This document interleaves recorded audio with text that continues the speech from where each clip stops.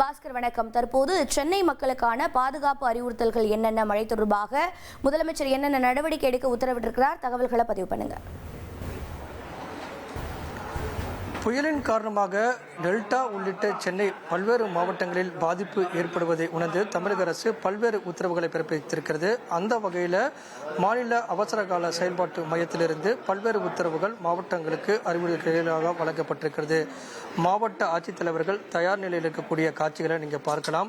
தஞ்சாவூர், புதுக்கோட்டை, கடலூர், மயிலாடுதுறை, நாகப்பட்டினம், ராமநாதபுரம் இந்த மாவட்ட ஆட்சித்தலைவர்களோடு வருவாய்த்துறை அமைச்சர் KKSSR ராமச்சந்திரன் தற்போது நேரடியாக ஆலோசனை மேற்கொண்டு வரக்கூடிய காட்சிகள். இந்த காட்சியின் வாயிலாக நேற்று இரவு டெல்டா மாவட்டங்களில் பெய்ய தொடங்கிய மழையினுடைய பாதிப்பு எவ்வாறு இருக்கிறது என்பது குறித்தெல்லாம் தற்போது கேட்டறிந்து வருகிறார். நாகப்பட்டினத்தில் பாதிப்புகள் அதிகமாக இருக்கும் என்பதை உணர்ந்து தாழ்வான பகுதியில் இருக்கக்கூடிய மக்களை பாதுகாப்பான இடங்களுக்கு அழைத்து வரக்கூடிய நடவடிக்கைகளை மேற்கொள்ள வேண்டும் என்பது தற்போதைய உத்தரவாக இருக்கிறது. ராமநாதபுரம் வேதாரண்யத்தில் மழையினுடைய பாதிப்பு என்பது 18 சென்டிமீட்டர் முதல் 25 சென்டிமீட்டர் வரை இருந்தது. இதன் காரணமாக அங்கு ஒரு 10 குடும்பங்கள் பாதிக்கப்பட்டிருந்தது. அவர்களெல்லாம் நிவாரண முகாம்களுக்கு அழைத்து வரப்பட்டிருக்கிறதாக மாவட்ட ஆட்சித்தலைவர் தற்போது தெரிவித்திருக்கிறார்.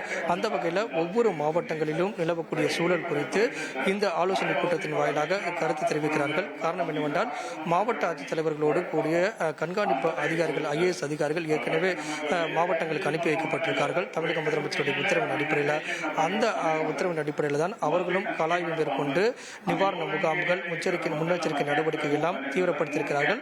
ஒரு உயிரிழப்பு கூட ஏற்படாத வகையில் நடவடிக்கைகள் தீவிரப்படுத்த வேண்டும் அப்படிங்கிறதா அமைச்சர் மற்றும் அதிகாரிகள் மாவட்ட ஆட்சித்தலைவர்களுக்கு மற்றும் கண்காணிப்பு அதிகாரிகளுக்கு உத்தரவாக பிறப்பித்திருக்கிறார்கள்.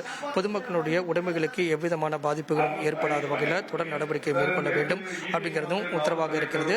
மாவட்டங்களில் நிலவக்கூடிய சூழல் குறித்து தொடர்ந்து கேட்டிருந்து வரக்கூடிய அமைச்சர் தொடர்ந்து பல்வேறு உத்தரவுகளை பிறப்பித்த வண்ணம் இருக்கிறார். காரணம் என்றால் தமிழக முதலமைச்சர் நேற்று ஆலோசனை கூட்டத்தை நடத்தி அதன் வாயிலாக பல்வேறு புதிய உத்தரவுகள் பிறப்பிக்கப்பட்டிருக்கிறது. தேவையில்லாமல் மக்கள் வெளியே வர வேண்டாம், மீனவர்கள் கடலுக்கு மீன்பிடிக்க செல்ல வேண்டாம், பாதுகாப்பாக இருக்க வேண்டும், அரசினுடைய வேண்டுகோளுக்கு இணங்க பொதுமக்கள் பாதுகாப்பாக வீடுகளிலும் மற்றும் நிவாரண முகாம்களிலும் இருக்க வேண்டும் அப்படிங்கிறது உத்தரவாக இருக்கிறது. தொடர் நடவடிக்கைகள் இருக்க ஒரு பக்கம் இருந்தாலும் புயல் சென்னையை நோக்கி வரும்போது, சென்னை அருகே வரும்போது பாதிப்புக்கான மழையினுடைய தீவிரம் என்பது அதிகமாக இருக்கும். இதை கருத்தில் கொண்டு தாழ்வான பகுதியில் இருக்கக்கூடிய மக்கள் நிவாரண முகாம்களுக்கு வர வேண்டும். தமிழகம் முழுவதும் 14 மாவட்டங்களில் 6000 முகாம்கள் அமைக்கப்பட்டிருக்கிறது. இந்த முகாம்களில் தாழ்வான பகுதியில் இருக்கக்கூடிய மக்கள் வந்து தங்க வேண்டும் அப்படிங்கிறது தான், நிவாரண மையங்களில் தங்க வேண்டும் அப்படிங்கிறது வேண்டுகோளாக இருக்கிறது. மாநில பேரிடர் மீட்பு படையினர், தேசிய பேரிடர் மீட்பு படையினர் எல்லாம் அனைத்து மாவட்டங்களிலும் நிலைநிறுத்தப்பட்டிருக்கிறார்கள். மழையினுடைய தீவிரத்தை உணர்ந்து அவர்கள் பாதிப்புக்குள்ளாக இருக்கக்கூடிய மக்களை மீட்பு நடவடிக்கையில் ஈடுபடுவார்கள். அந்த வகையில் தற்போது வரை பெரிய பாதிப்புகள் இல்லை. இருந்த போதும் மழையினுடைய தீவிரம் அதிகரிக்கும் போது பாதிப்புகள் என்பது அதிகமாக இருக்கும். அந்த வகையில் வீடுகளுக்குள் தண்ணீர் போகக்கூடிய வாய்ப்பும், அதே நேரத்தில் உயிர் உடைமைகளுக்கெல்லாம் பாதிப்பு ஏற்படக்கூடிய வாய்ப்பு இருக்கிறது. இதை உணர்ந்துதான் பொதுமக்கள் நிவாரண முகாம்களுக்கு வர வேண்டும் என்பது தமிழக அரசுடைய உத்தரவாக இருக்கிறது. தேவையில்லாமல் பொதுமக்கள் மழை மற்றும் புயல் நேரங்களில் வெளியே வர வேண்டாம் அப்படிங்கிறதும் உத்தரவாக இருக்கிறது. இதை கருத்தில் கொண்டுதான் தொடர் நடவடிக்கை என்பது இந்த ஆலோசனை கூட்டத்தின் வாயிலாக புதிய உத்தரவுகளும் பிறப்பிக்கப்பட உள்ளது. பாஸ்கர், இந்த டிட்வா புயலோட தாக்கம் என்ன அப்படிங்கிறது, இலங்கையில் 40க்கும் மேற்பட்டோர் உயிரிழந்தாங்க. இப்போ இது சென்னையிலிருந்து சில கிலோமீட்டர்ல மையம் கொண்டிருக்கிறதுனால இப்போ சாலை, போக்குவரத்து, மின்சாரம் இதுக்கான நடவடிக்கைகள்லாம் என்ன மேற்கொள்ளப்பட்டிருக்கிறது?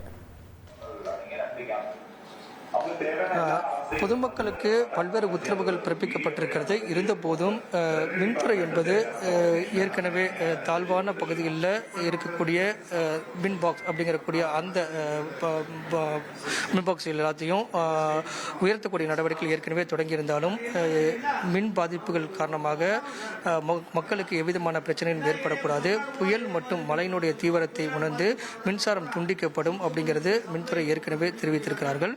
அதே நேரத்தில் சாலை போக்குவரத்தில் எவ்விதமான பாதிப்பும் ஏற்படாத வகையில் கடலோர மாவட்டங்களில் கடல் அருகே செல்லக்கூடாது. அதே போல் மெரினா ஆகட்டும், அது பெசன்ட் நகர் ஆகட்டும், இந்த பகுதிகளில் பொதுமக்கள் வந்து ஆக்ரோஷமான அலையை வந்து பார்ப்பதற்கோ செல்ஃபி எடுப்பதற்கோ அனுமதி கிடையாது என்பதும் மாவட்ட நிர்வாகத்தினுடைய உத்தரவாக இருக்கிறது. பல்வேறு தொடர் நடவடிக்கைகள் எடுக்கப்பட்டிருக்கிறது. உயிருக்கும் உடைமைகளுக்கும் பாதிப்பு ஏற்படாத வகையில் அரசு ஒருபுறம் நடவடிக்கை எடுத்தாலும் பொதுமக்கள் மழை மற்றும் புயலுடைய தீவிரத்தை உணர்ந்து பாதுகாப்பாக இருக்க வேண்டும், அரசனுடைய உத்தரவுகளுக்கு செவிசாய்க்க வேண்டும் அப்படிங்கிறது தான் தற்போதைய உத்தரவாக உள்ளது. தகவல்களுக்கு நன்றி பாஸ்கர். இனி செல்லும் இடமெல்லாம் செய்தி. தந்தி டிவியின் வாட்ஸ்அப் சேனலை ஃபாலோ பண்ணினா செல்ல இருக்கும் இடமெல்லாம் செய்தி. இதோ QR கோட் இப்பவே ஸ்கேன் பண்ணுங்க, ஃபாலோ பண்ணுங்க.